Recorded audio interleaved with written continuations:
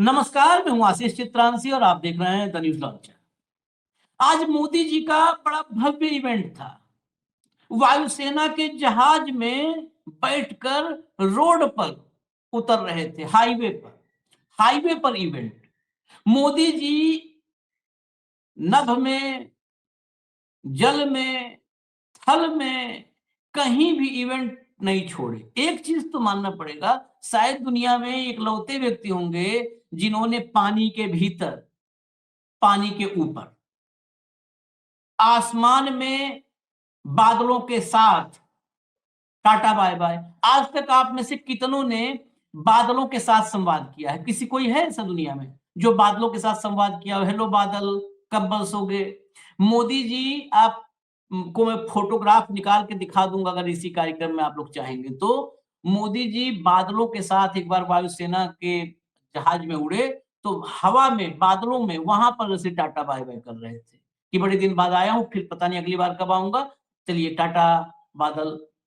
तो पानी के भीतर द्वारका में आपने देखा था, पानी के ऊपर आपने साबरमती में देखा, आपने काशी में देखा, आसमान में देखा, सड़क पर। कोई ऐसी जगह नहीं है इस संसार में जहां पर मोदी जी का इवेंट ना हो। अमेरिका तक करा इवेंट। तो आज फिर सड़क पर इवेंट के तहत उतरना था वायुसेना के जहाज में। लेकिन वहां उतरते उससे पहले राहुल गांधी ने उनको आगे का रास्ता दिखा दिया। बाकायदे उनकी टीम ने टिकट करवाया, फ्लाइट का टिकट, नरेंद्र मोदी का टिकट राहुल गांधी की टीम करवा रही है। सोचिए आप, हवाई जहाज का उनका टिकट कटवाया और आगे का रास्ता बता दिया कि यहां तक आप गए हो तो थोड़ा और आगे बढ़ जाना भाई, पैदल भी नहीं जाना है, हम जहाज का टिकट दे रहे हैं। अब बड़ा सवाल है, जिसने टिकट करवाया उसने टिकट कैंसिल भी नहीं करवाया, लेकिन टिकट कैंसिल हो गया। तो टिकट किसने कैंसिल करवाया? क्या ये भाजपाइयों ने ही टिकट करवाया कैंसिल? क्योंकि ये टिकट देखने के बाद भाजपाइयों का मुंह चोखा हो गया था। अब बहुत लोग मुंह चोखा होना न समझ पाएंगे, लेकिन हम लोग के यहाँ जो पूर्वांचल वगैरह के लोग हैं वो जानते हैं, मुंह चोखा हो जाना मतलब खिसिया जाना। आप समझिए इसे, खिसिया जाना कि क्या करें, खिल्ली उड़ उड़ गई हमारी, भद पिट गई हमारी, वो हालत हो गई। तो जब हेमंत जी की है हमारे साथ तो उनको भी शामिल कीजिए इस इवेंट में, ले आइए। स्वागत है हेमंत भाई, आप इवेंट से कहीं दूर रहेंगे। जरा मैं आपको पवन खेड़ा का पहला ट्वीट दिखाता हूं। पहला ट्वीट लाइए, ये ट्वीट देखिएगा आप लोग। प्रिय प्रधानमंत्री नरेंद्र मोदी जी, देखिए पूरा सम्मान दिया है, कहीं पे कोई कसर नहीं, निशिकांत दुबे जैसे नहीं कहा है कि मोदी कहाँ गया। प्रिय प्रधानमंत्री नरेंद्र मोदी जी, हमें मालूम है कि चुनावी राज्य हमेशा आपकी पहली प्राथमिकता होते हैं, लेकिन मणिपुर को इस तरह त्याग नहीं देना चाहिए। यह राज्य 2023 से जल रहा था और अब यह दोबारा जल उठा है। आप आज असम में ही हैं, वहां से मणिपुर बस 1 घंटे की दूरी पर है। कृपया वहां भी जाने का कष्ट करें। प्रधानमंत्री जी, प्रधानमंत्री की उपस्थिति मणिपुर के हमारे लोगों को कुछ भरोसा दिलवा सकती है। आपकी चुनावी व्यस्तता के बीच इसे आसान बनाने के लिए हमने गुवाहाटी से इम्फाल के लिए आपकी फ्लाइट भी बुक कर दी है। आपको बस हवाई जहाज में चढ़ना है। हाँ, और कुछ नहीं करना, चढ़ना बस। चूंकि मेरे पास आपका नंबर नहीं है, इसलिए मैं आपकी टिकट यहाँ शेयर कर रहा हूँ। कृपया इसका इस्तेमाल कर लें और दिखाएं कि सच में पीएम केयर्स, दिखाएं कि सच में प्रधानमंत्री इस देश की, मणिपुर की चिंता करते हैं। ये दिखा दें। बड़ा सिंपल सा था। हम लोग को तो कोई टिकट भी कटवा के नहीं देता। पवन खेड़ा भी आज ये टिकट भेजे हैं, इनसे भी मैं कह रहा हूं आज यहीं से कि कभी हम लोग को भी कहीं जाना होता है, दिल्ली से मान लिया गोरखपुर, लखनऊ, कब वो टिकट भिजवाओ हम लोग को। हम कैंसिल भी नहीं करवाएंगे, हम पक्का चले जाएंगे। पैसा मांगोगे तो पैसा भी दे देंगे, हम लोग को टिकट करवाने भी नहीं आता। खैर, इतना प्रधानमंत्री ध्यान दिया, इसके लिए धन्यवाद। अब टिकट दिखा दीजिए। ये देखिए, एयर इंडिया एक्सप्रेस में गुवाहाटी से इम्फाल की टिकट बुक करवाई गई। आज की ही सैटरडे 14 फरवरी 2026 को नॉन स्टॉप फ्लाइट गुवाहाटी से इम्फाल के लिए। ये 3:55 की फ्लाइट 4:55 पहुंच जाते। टाइम वगैरह बाकायदे मोदी जी का शेड्यूल देखते हुए ही करवाया।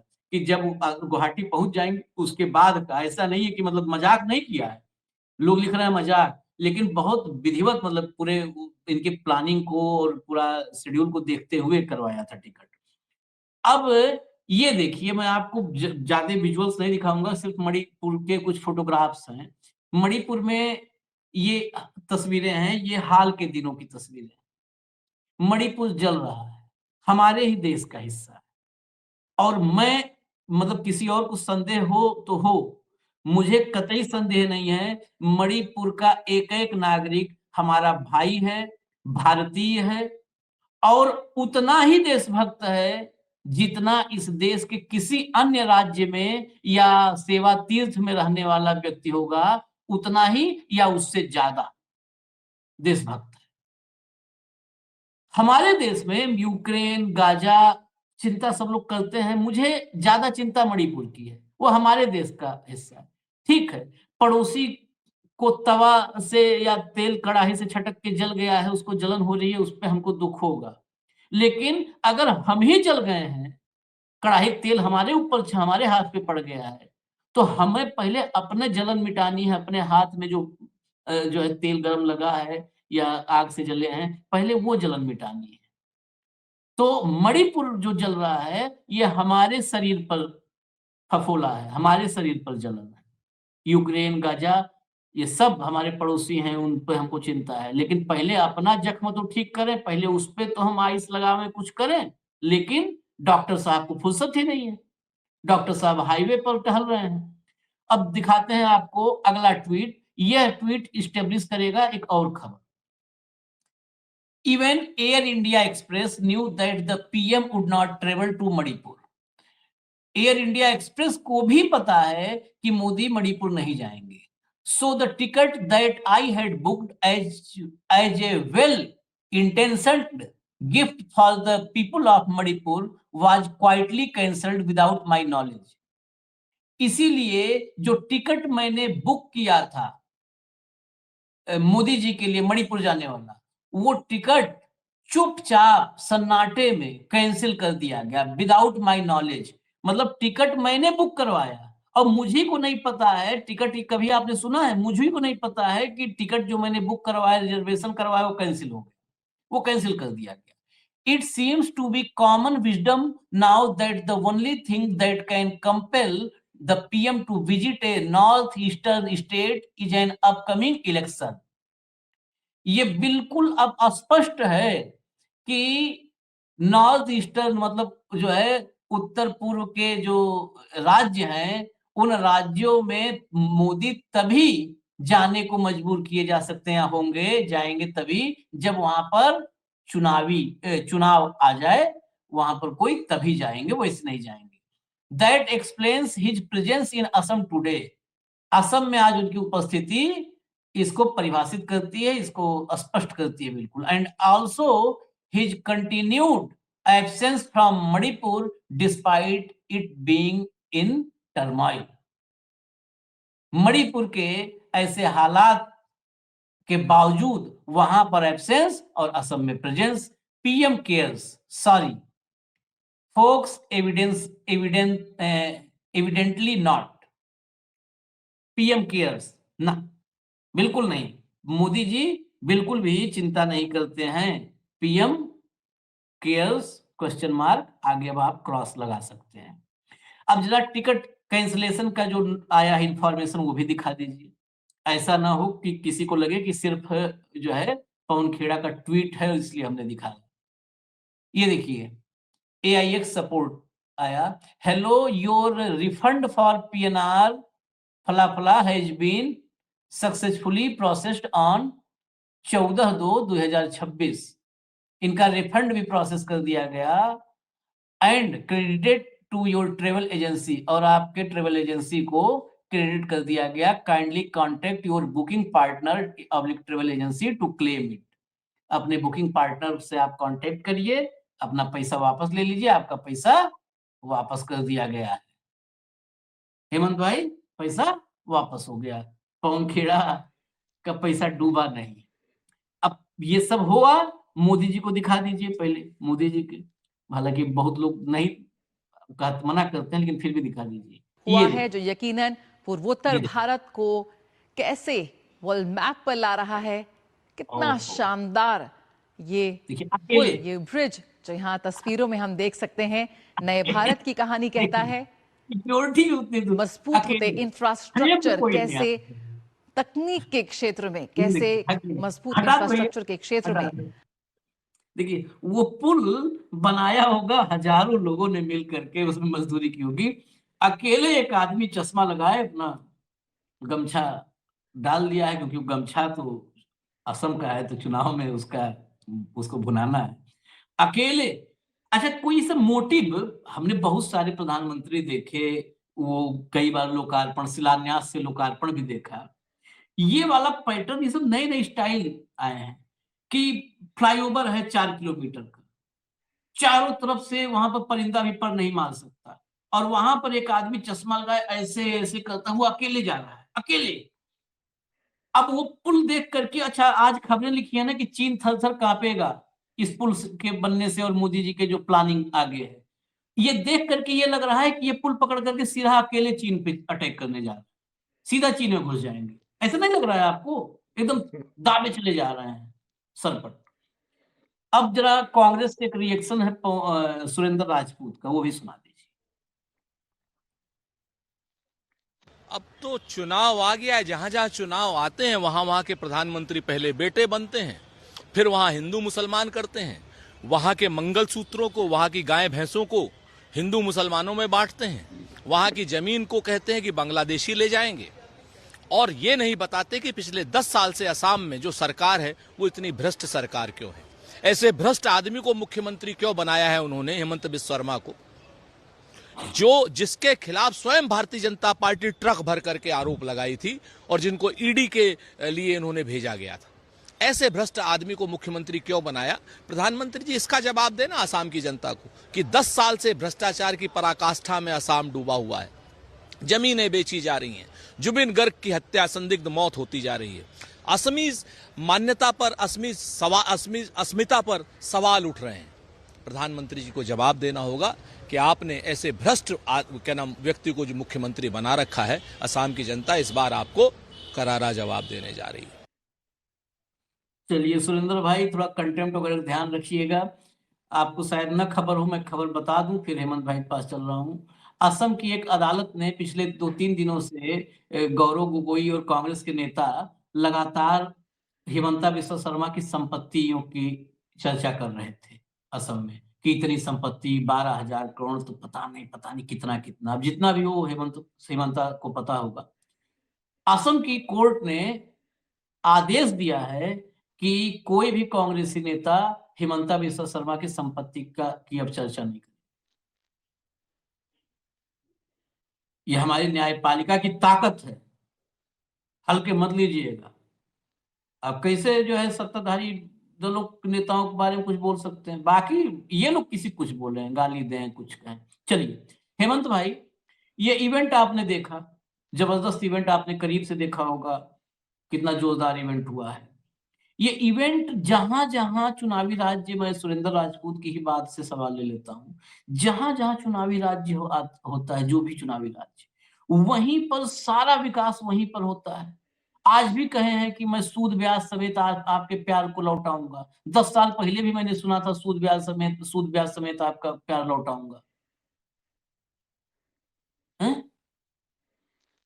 विशेष भाई नमस्कार, आपको, सारे दर्शक साथियों को भी। देखिए, प्रधानमंत्री जी की माया अपरंपार है। 5 दिन हो गए थे, कोई बड़ी इवेंट नहीं हुई थी, तो ये बाकायदा प्लानिंग थी। हमने पहले भी सोचा था कि इस पे एक शो करेंगे कि प्रधानमंत्री जी कैसे लैंड करेंगे, क्या होगा, वो सारे का सारा तो ओवरड्यू थी, आज उन्होंने वो कर दी। पहले उन्होंने बाकायदा एक पूरा फोटो शूट का एक कार्यक्रम रखा, बाकायदा जो एयरफोर्स का जो हरकुलस C-130 है उससे वहां पर जाकर के लैंड किए। लैंड करने के बाद बाकायदा रैंप वॉक किया, रोड वॉक जिसको आप कह रहे थे, आप दिखा रहे थे, और चबुआ एयरफील्ड पे पहले उतरे। उसके बाद वहां से गए डिब्रूगढ़, और इस उस पे उतरे जो है जिसको बोलते हैं इमरजेंसी लैंडिंग फैसिलिटी, ELF। तो भारत के अंदर भारतीय वायुसेना के पास अब इससे पहले 28 ऐसी ELF और हैं पूरे देश के अलग अलग हिस्सों के अंदर, तो एक ही और थी उनमें। लेकिन प्रधानमंत्री जी का आप समझिए, असम के अंदर चुनाव होने जा रहा है, और 3 महीने के अंदर आज ये तीसरा दौरा था प्रधानमंत्री जी का। ठीक। और मणिपुर में 3 साल होने को आया। मणिपुर की जो हालात है, वहां पर एक बार गए थे, वहां भी किन परिस्थितियों में गए थे वो सारे देश को पता है। विदेश जाना था, पता था कि कोई सवाल जवाब ना पूछ लिया मणिपुर के बारे में, इसलिए 2 ऑप्टिक्स क्रिएट करके वहां पर 2 अलग अलग इवेंट करके उद्घाटन वगैरह करके निकल गए थे।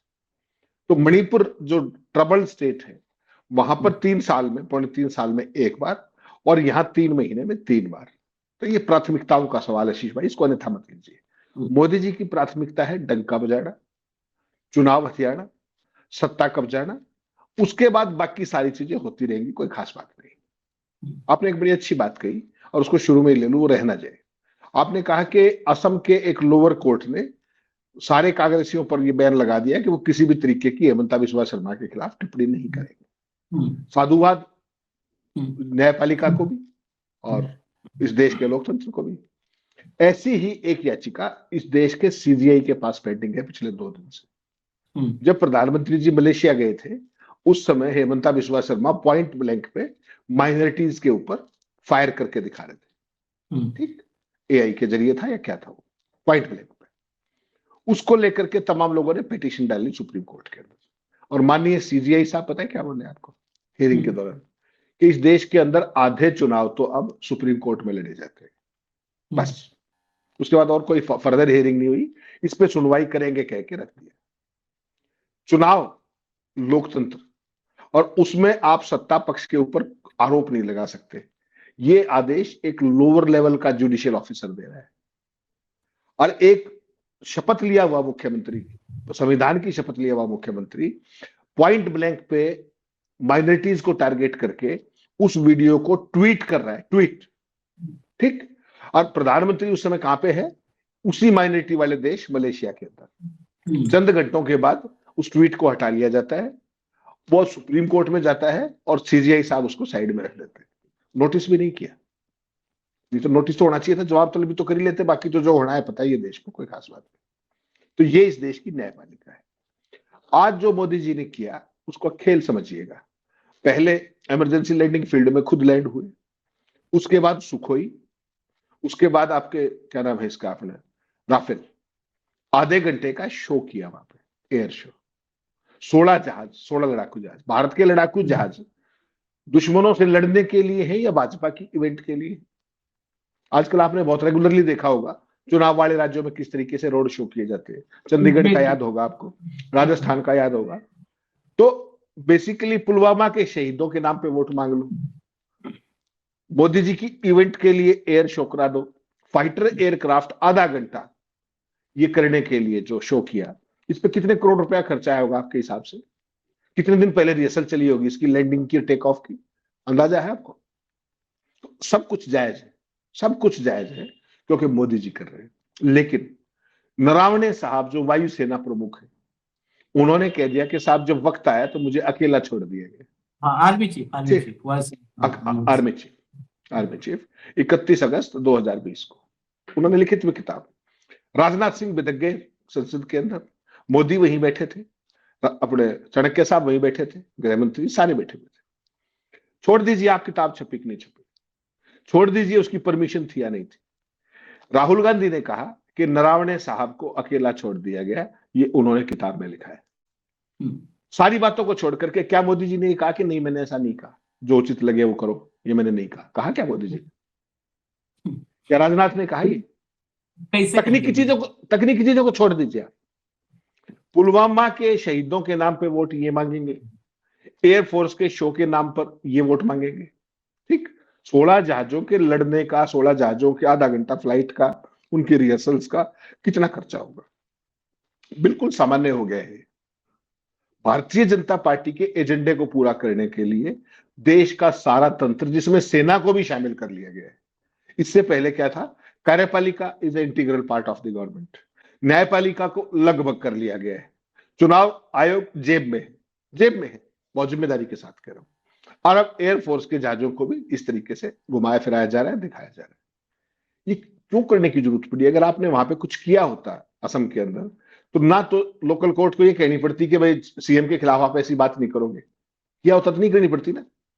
कुछ नहीं किया तभी तो ये सारी बातें आई, विपक्ष जब आरोप लगा रहा है। तो ये चीज आपको देखनी पड़ेगी कि आपकी स्लेट बिल्कुल खाली है, आपके पास दिखाने के लिए कुछ नहीं है। और मोदी जी ने भी आज वहां पे वही किया जो वो सबसे बेहतर करते हैं। क्या किया उन्होंने? वही कांग्रेस पे आरोपबाजी लगाई कि कांग्रेस जब हथियार खरीदती थी तब ये करती थी, तो वो करती थी, वो सारे का सारा। ये जो मोदी जी ने चुनाव लड़ने का पैटर्न बनाया है आशीष भाई, इसको समझने की जरूरत है। कांग्रेस को गालियां, अब तो 2016 से असम के अंदर आपकी सरकार है, आपका सबसे लाडला मुख्यमंत्री है, जिसने पूरे नॉर्थ ईस्ट के अंदर आपको एंट्री दे करके जमाने का काम किया, रोक किया। उसको एक बार अटल जी की भाषा में ये तो कह लेते कि भाई तुम परसों माइनॉरिटीज के ऊपर कैसे निशाना लगा रहे थे, तुमने मेरी मलेशिया यात्रा का सत्यानाश कर दिया। क्या उनको कोई राज धर्म बताया मोदी जी ने? कोई शब्द कहा? केवल और केवल एक सूत्री कार्यक्रम। कांग्रेस देश का बुरा सोचने वालों को कंधे पर बैठाती है। आज की कांग्रेस ऐसे लोगों और विचारों का साथ दे रही है जो देश के खिलाफ सोचते हैं, जो लोग देश को तोड़ने की बात करते हैं या ऐसे नारे लगाते हैं, वे कांग्रेस के लिए सम्मानित बन गए। फिर आपने बात की पवन खेड़ा की, उसकी एयरफोर्स की, उसकी एयर इंडिया एक्सप्रेस की टिकट की, उसकी कैंसिलेशन की, उसकी सारी चीज की। इसको वेस्ट के अंदर ये बहुत होता है कि एक तरीके का व्यंग्यात्मक जाइब लेना अपने सामने वाले के ऊपर, राजनीतिक विरोधी के ऊपर, ये व्यंग्यात्मक था। पवन खेड़ा की ट्रोलिंग देखिए क्या हो रही है कि आपने जो ये टिकट भेजी है इसका पीएनआर नंबर ठीक नहीं है, इसका ये नहीं है, इसका वो नहीं। उसका मर्म नहीं समझ रहे क्या है। उसका मर्म यह है कि मोदी जी आप असम आ गए हो, घंटा एक बार मणिपुर की तरफ भी देख लो, वहां के लोग भी आपके लोग हैं, भाई बंद हैं, उनसे भी आपने वोट मांगे थे, वहां भी आपकी सरकार है, पार्टी की 56 इंची सरकार। उसको छोड़ करके पवन खेड़ा के पीछे, क्योंकि आपके पास सवालों के जवाब नहीं। असम के अंदर 3 महीने में तीसरा दौरा और मणिपुर में 3 साल में 1 दौरा। ये प्रधानमंत्री जी की प्राथमिकताओं का आईना है। इसको भाजपा देखे चाहे मत देखे, लेकिन हकीकत यह है मोदी जी आज की तारीख में इवेंट क्रिएशन के अलावा कोई काम नहीं कर रहे। आपने ट्रंप ने कितनी बार क्या क्या कह दिया भारत के बारे में रिसेंटली।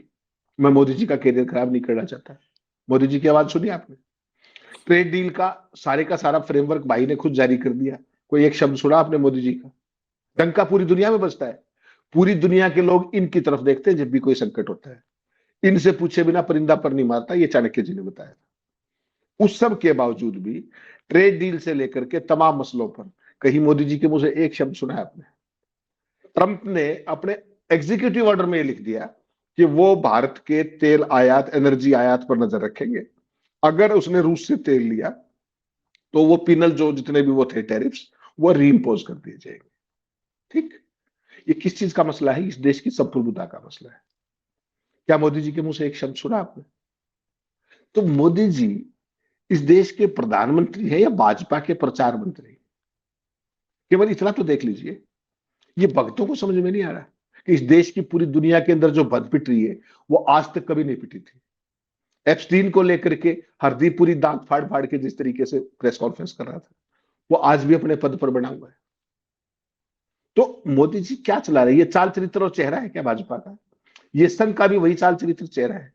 यही हिंदू राष्ट्र का चाल चरित्र चेहरा होने वाला है, कथित हिंदू राष्ट्र जो ये बनाना चाहते हैं, या इससे इतर भी कुछ है। ये सारी चीजें पूरे मोदी के, बीजेपी के, सरकार के, संघ के इकोसिस्टम को बहुत बुरे तरीके से एक्सपोज कर रही है।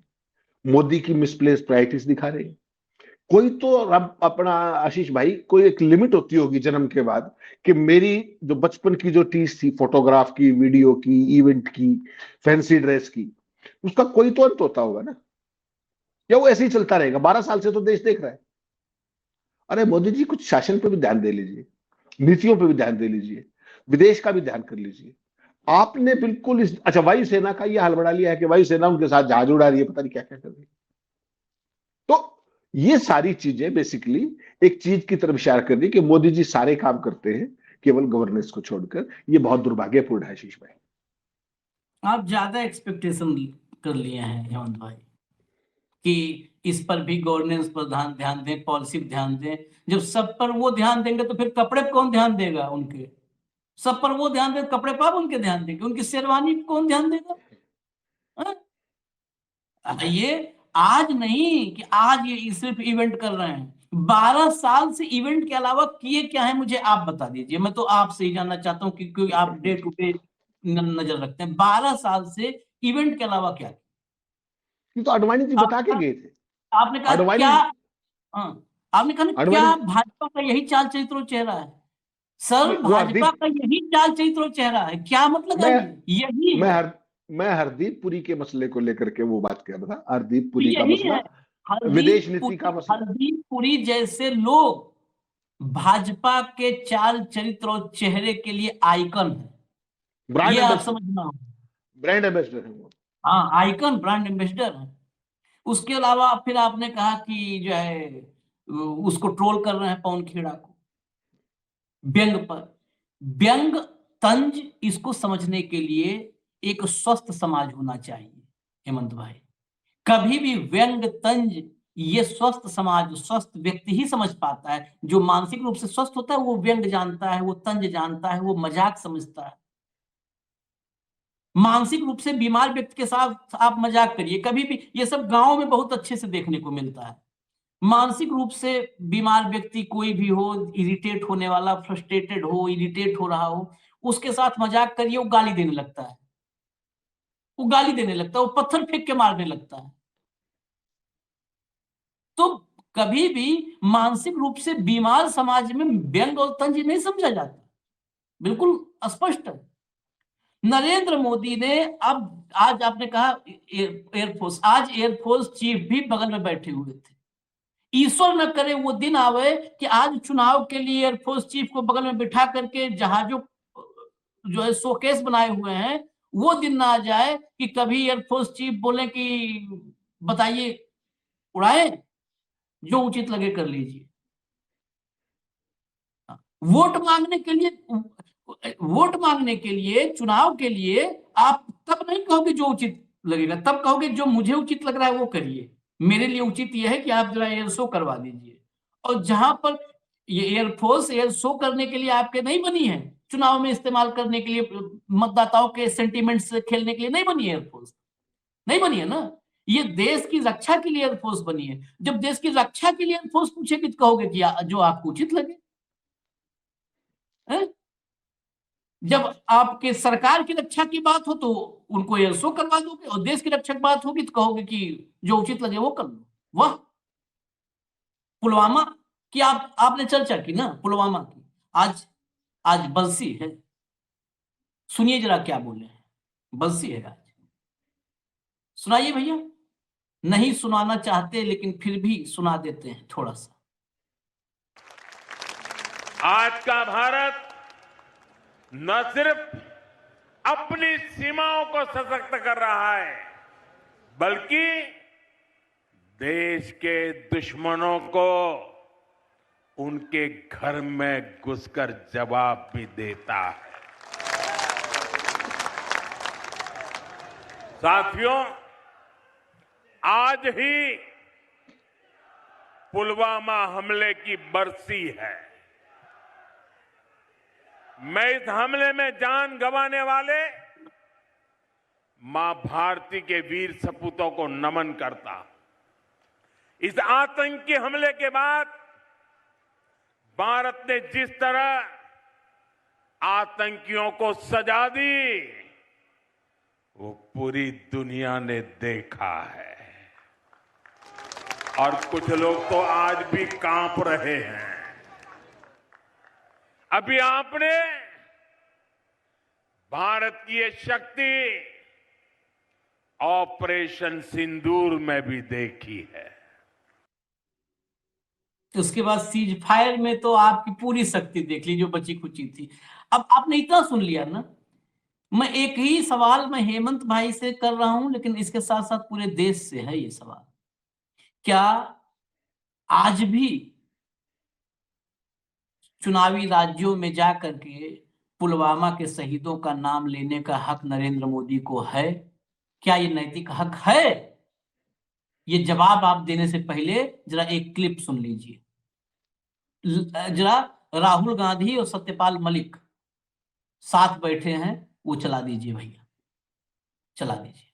जिस दिन ये हुआ तो ये नेशनल कॉर्बेट पार्क में शूटिंग करा रहा था अपनी, तो ये अवेलेबल मैंने 3-4 बार कोशिश की, मिला ही नहीं मुझको। 5 या 6 बजे इसका फ़ोन आया, हाँ सतपाल भाई क्या हुआ? मैं कहा हमारे इतने लोग मर गए हैं और हमारी गलती से मरे हैं। तो बोला नहीं नहीं चुप रहना, अभी कुछ नहीं बोलना इस पर।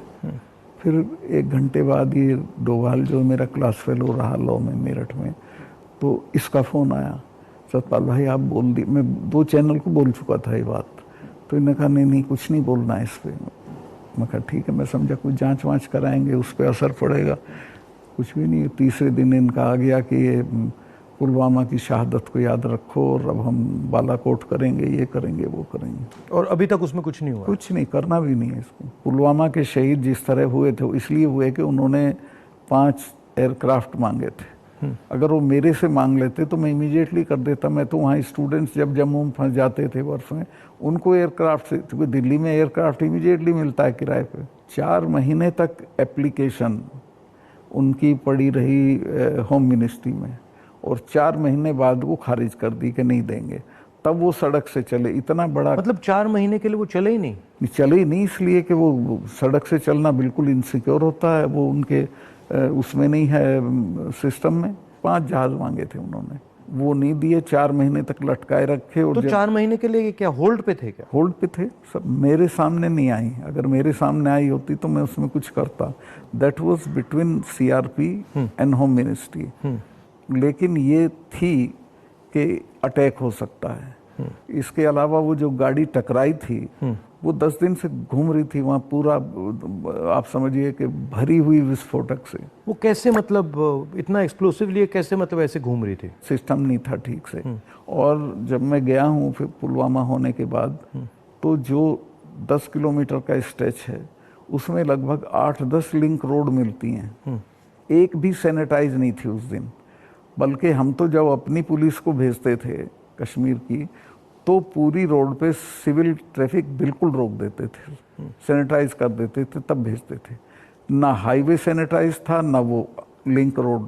और लिंक रोड जहाँ हाईवे में मिलती है वहाँ रिवाज ये है कि वहाँ एक जिप्सी खड़ी होनी चाहिए जो उसे रोक दे कि नहीं भाई ये काफिला चला जाए सीआरपी का, तब जाना। ब्लॉक कर कुछ नहीं था। There was nothing like that. तो जब आप वहाँ गए, जैसे पॉलिटिक्स में हम ऐसी घटनाओं में जाते हैं, तो जब हम कहीं पहले पहुँचते हैं कोई माइंड में कोई फीलिंग आती है, तो इसमें आपकी क्या फीलिंग आई थी जब आप पहली बार वहाँ गए? आप मेरा यकीन करेंगे, आई वॉज इन टीयर्स। और मैंने इसको फ़ोन किया, मुझे नहीं मिला। जब 5 बजे मेरी बात हुई तो मैंने कहा हमारी गलती से हुआ ये।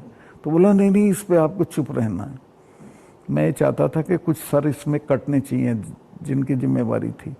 कुछ भी नहीं, किसी का नहीं, कुछ नहीं हुआ। उसको इलेक्शन के लिए यूज़ करना चाहते थे कि ये पाकिस्तान ने किया, हमारे जवान मारे और अब हम हराएंगे। भारत जोड़ो यात्रा में हम वहीं से निकले, एक्चुअली साइट से निकले, पुलवामा से। तो मुझे ये लग रहा था कि जो आपने बोला कि ऐसी जगह पे, स्ट्रेटेजिक जगह पे इतना एक्सप्लोसिव कहाँ से आ गया, कैसे आया, वो मेरे दिमाग में क्वेश्चन था। सारा पाकिस्तान से आया था। बट इतना 600-300 किलो। हाँ, ये बॉर्डर तो हमारा पोरस है और ये इतना एक्सप्लोसिव इंडिजिनसली प्रोक्योर करते तो वो बात फैल जाती। ये 10-12 क्विंटल तो आया हुआ था, उसमें से ये गाड़ी पूरी भरी थी एक्सप्लोसिव से। और बताया मुझे जब मैं गया कि साहब ये तो 10-12 दिन से घूम रही थी गाड़ी। जो गाड़ी चला रहा था उसका भी, मालिक का, दोनों का टेररिस्ट रिकॉर्ड था। दोनों कई बार गिरफ्तार हो लिए थे, फिर छूट गए थे, फिर गिरफ्तार हुए थे, फिर छूट गए थे। अच्छा, तो उन पर कोई निगाह नहीं थी इंटेलिजेंस एजेंसीज की। सुना आपने, अब नहीं है सत्यपाल मलिक साहब, लेकिन एक बात है कि जो है इन्होंने जिस तरह से इस सरकार में सच बोलने का साहस किया, ये अमर हो गए। मलिक साहब ने कितनी बातें जो बार बार आपने सुना होगा कि मैंने उसको फोन किया, 3 बार फोन किया, 4 बार फोन किया, फोटो खिंचवा रहा था जिम कार्बेट में और शूट कर रहा था, फोन उठाया 5 बजे 6 बजे फोन उठाया, सतपाल भाई क्या हुआ, मैंने कहा हमारी गलती से, मैंने तो कहा चुप रहो। ये नरेंद्र मोदी की बात हो गई थी। यस, नरेंद्र मोदी की बात हो गई थी कि ये आज सोचिए, जिस व्यक्ति की पुलवामा में 40 लोगों की शहादत पे जिस व्यक्ति की इतनी इतनी मतलब निचले लेवल की भूमिका थी, उसका उसका रोल वहां पर आप देखेंगे जब, तो इस लेवल का जहां पर मतलब आदमी को मन में वो होने लगे कि अरे जो वितस्ना टाइप में कि अरे यार कैसा आदमी, बताओ 40 लोग के मरने में भी कहा नहीं चुप रहना। अभी नहीं कुछ बोल रहा। वो आदमी उन 40 लोगों की शहादत पर चुनावी मैदान सेट कर रहा है, चुनावी बिसात बिछा रहा है। आज चुनावी बिसात ही बिछा रहा था ना वो व्यक्ति, उन 40 की शहादत। कल्पना कीजिए। मैं अभी आपसे सवाल लूंगा, थोड़ा कार्यक्रम लंबा हो रहा है, एक और, इतने नहीं, एक और वायर की क्लिप है, वो भी चलाइए। अरे मोदी जी आप बोलोगे तो हमारी भी तैयारी पूरी रहती है। चलिए चलाइए। let me tell you the facts. CRPF people asked for aircraft to ferry their people because इतना बड़ा कॉन्वॉय कभी रोड से नहीं जाता है। आपसे पूछा था? जी आपसे? ये मेरे से नहीं, जो जिससे कंसर्न थे, होम मिनिस्ट्री से पूछा, राजनाथ जी के यहाँ। They refuse to give. अगर मेरे से पूछते तो मैं एयरक्राफ्ट देता उनको, कैसे भी देता। 5 एयरक्राफ्ट की जरूरत थी सिर्फ, उनको एयरक्राफ्ट नहीं दिया गया। ये इंपॉर्टेंट चीज कह रहे हैं, होम मिनिस्ट्री से इजाजत मांगी एयरक्राफ्ट के लिए and home ministry refuse to give. Yes, and I told it to the prime minister same evening कि ये हमारी गलती से हुआ है, अगर हम एयरक्राफ्ट दे देते तो ये नहीं होता। तो उन्होंने मुझे कहा कि तुम अभी चुप रहो। मतलब प्राइम मिनिस्टर ने कहा कि हमारी गलती के बारे में, मैंने उनको कहा कि ये हमारी गलती है, और उन्होंने कहा और मैं ये बोल भी चुका था 1-2 चैनल को या इसको, तो उन्होंने कहा ये सब मत बोलो, ये कोई और चीज है, वो हमें बोलने दो। मैं ठीक है।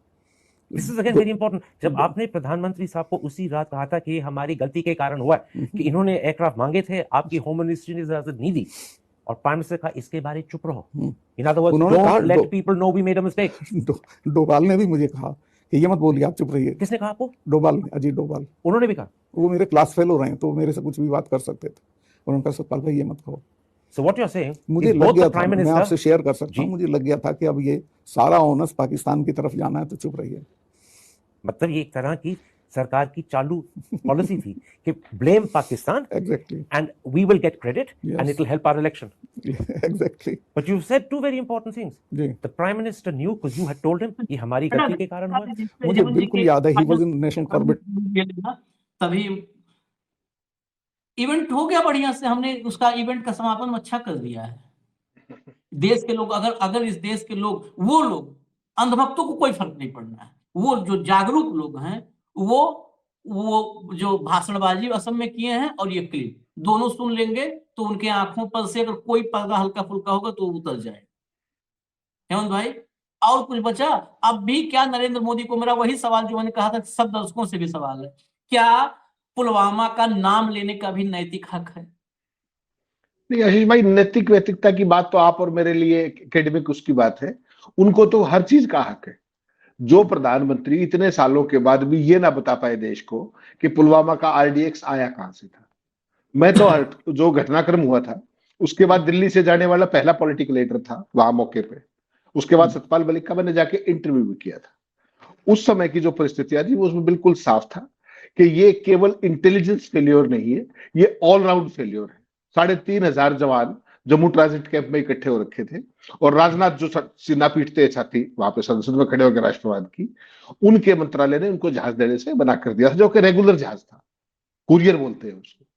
तो ये सरकार कंप्लीटली हर मोर्चे पे नाकाम थी, किसी सवाल का जवाब नहीं है। पुलवामा के शहीदों के नाम पे वोट मांग रखे भाई साहब मंच पे खड़ा होकर के चुनाव के दौरान उन्होंने, 2019 याद होगा आपको। तो असम में क्यों नहीं मांगेंगे ये? इनकी तो ये परंपरा है, परिपाटी है। मोदी जी इन बातों से कोई बहुत विचलित नहीं होते, ना आपके सवालों का उनको जवाब देना, ना वो विचलित होते। भारतीय जनता पार्टी इन सब चीजों से ऊपर की चीज है, इसीलिए वो भाजपा है। चलिए इजाजत दीजिए हमें, लेकिन ये ध्यान में रखिएगा, ये शहादत ऐसे ही नहीं